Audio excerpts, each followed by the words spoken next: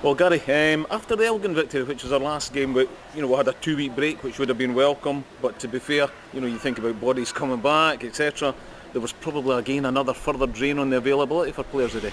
Yeah, when we beat Elgin and you go into the game thinking that you've got a 2 week break, you think that's great to try and get some more players back. But you're also a little bit worried that as a team we had won 2 and 3 games after the Elgin.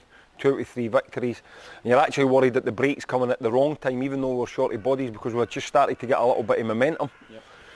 So you think, okay, well, we're going to have this an enforced break. We lost the cup game, it's an enforced break, so we'll have players back. As it happened, we did get a couple back. We actually lost more than we got back. So coming down here today with a depleted squad again, and after a 2 week break, you're just not sure what type of performance you're going to get. But I have to be credit to the boys. We had people playing out of position. Scott Reekie had to fall in at left back for us. He's a right-footed defender playing at left back. Callum Crane had a personal issue that he was at the hospital until 5 o'clock this morning. Has 2 hours sleep and comes down and puts in the amount of energy that he did into his performance. Yeah. Typical Callum. You've got wee Robbo, for example, probably no fit really, but gave us a good 60 minutes in terms of his work rate, and then started to tire. And then you've got somebody like Ryan Shanley, who probably shouldn't even have been on the bench today, but put himself forward to try and give us 15-20 minutes. So as much as we can go on about the players that we're missing, I think the focus today has to be on the players that were here. And 1 to 11, the couple of subs that went on, they all done their jobs, they worked for the cause, which is what you've got to do. And obviously when Stranraer had their few chances, they found a goalkeeper that was different class today. Yeah, and sometimes we talk about the surface when the game hasn't gone for us, but today we've got a victory, but I just felt maybe that surface was a bit thicker than maybe our home surface, and it caused maybe a bit of the passing to be a bit slower. Do you know something? I just think it was us trying to find our stride. We were loose with a couple of passes. We tried, even though we had a depleted squad, we wanted to try and come down here and have a go, and we set up 4-3-1-2, even, to try and have a go, but it just wasn't working, and we flipped back to people would say a more defensive shape, but we actually then started to get more control of the game about 30 minutes in the first half. And we had chances, and Stranraer had chances, and Stranraer and Jamie will probably feel aggrieved that they've not managed to get a point. As I said, Brian made some really good saves. I look at it that we also had some chances to extend the lead. Twice we were through in the goalkeeper, and we need to try and do better there. So just delighted really that the players, because that game could easily have just ended a draw. Both teams just sort of settling for a draw, but the players dug deep. We were running on empty at the end. Michael came on for 30 minutes again. He had missed training with COVID and stuff. His fitness isn't where he would probably like it to be just now. But we got our goal and we hung on at the end, and it's a big 3 points, because I've been here numerous times as a manager and as a player. You never ever get an easy game at Stranraer, and if you leave with 3 points, it generally means that you've done something right. For the fans that weren't able to make the trip today, and there was a lot that they were great, and because obviously I came out 5 or 6 minutes early at the start. We were in different change rooms, so I says my bit to the players, and then I walked across. But I acknowledged them at half time. They were in the corner just to my right there, and they make their noise, and great for the players even coming off the 20 or 30 that were here, that they're chanting the players' names and that, and so delighted for them as well, because it's, it'll cost them a lot of money to get here, their entry fee and their transport down and that, so to send them away with a victory is nice as well. Yeah, and when people actually get the highlights package that'll be out tomorrow, they'll see some of the saves that Brian was making, especially the double save at the end of the first half, which is again, if you go into the second half 1-0 down, you've just lost a goal. That does make it difficult, but to be fair, we've looked at it. His first save is immense, and then for the second save, he's actually, his position and his body weight is the wrong side, but he manages to get across. I think on that double save, it's how quick he gets back up to make the second save. I think the save itself he would expect to make, but because he'd been down saving the first one, to then get his body back up so quickly enables him to make the second save. But listen, Brian's a young goalkeeper. I said this when he came in, that Livingston have got really, really high hopes for.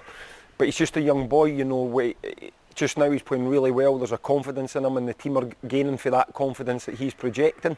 And I feel a wee bit sorry for Goody, because at this time we were losing goals, and Goody, none were really Goody's fault and stuff. And then he went out the team with an injury, and due to Brian's form, he's got to just have to sit and be patient just now. But he's a good lad as well. Goody, you know, I think it's sometimes easy to forget, especially the sub goalie. You know, Goody's a good lad. You know, he's encouraging the lads on. He trains well, and when he's known the team, that's probably about the highest compliment I can play him. He still gets behind his teammates, so that's something he should be happy with.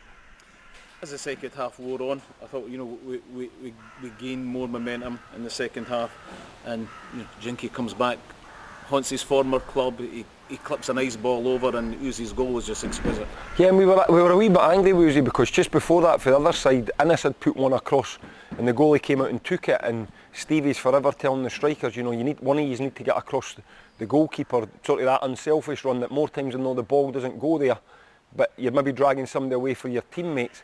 And Uzi didn't make that run just before, so we were a wee bit angry there. But then he gets across on Fijinki's cross 5 or 10 minutes later, and I think the ball was maybe behind him. I don't know if he flicked it in or he back-heeled it. Or, So really good finish. And what I said to Uzi at the start of the game was, in training, you know, we trained the lads really hard. They never had time off. We had the 3 training sessions where we had the break.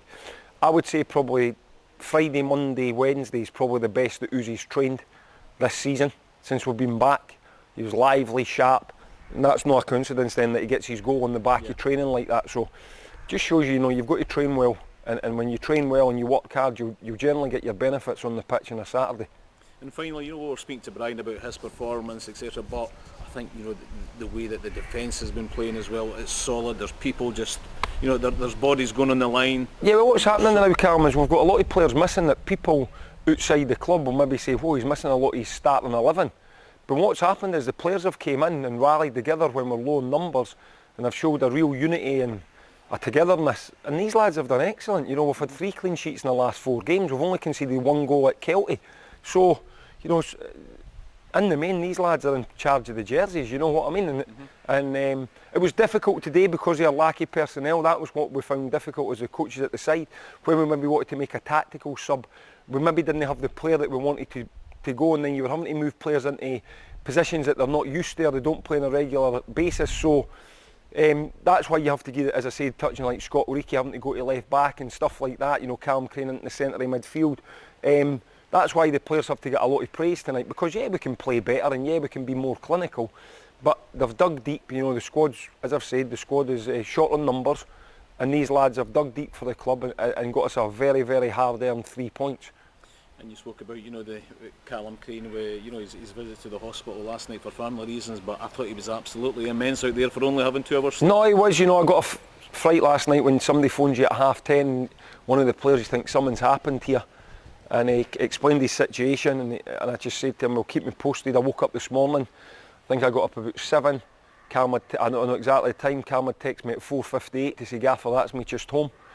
I texted him back because I knew he'd be sleeping. I says, listen, appreciate you getting in touch with me. I'm glad that, you know, your family are okay.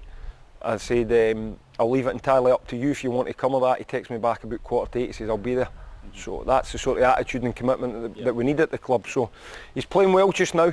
You know, he's went away in the summer, he's worked hard, he's got fitter, he's lost weight. Probably back to the Callum Crane that I remember at Hibs, that was pushing for the first team and playing a few first team games. So he's got to continue that, you know, because he knows what I think of him as a person and as a player. And he's doing most things right just now, so long may that continue. Thanks very much, Gary. Cheers.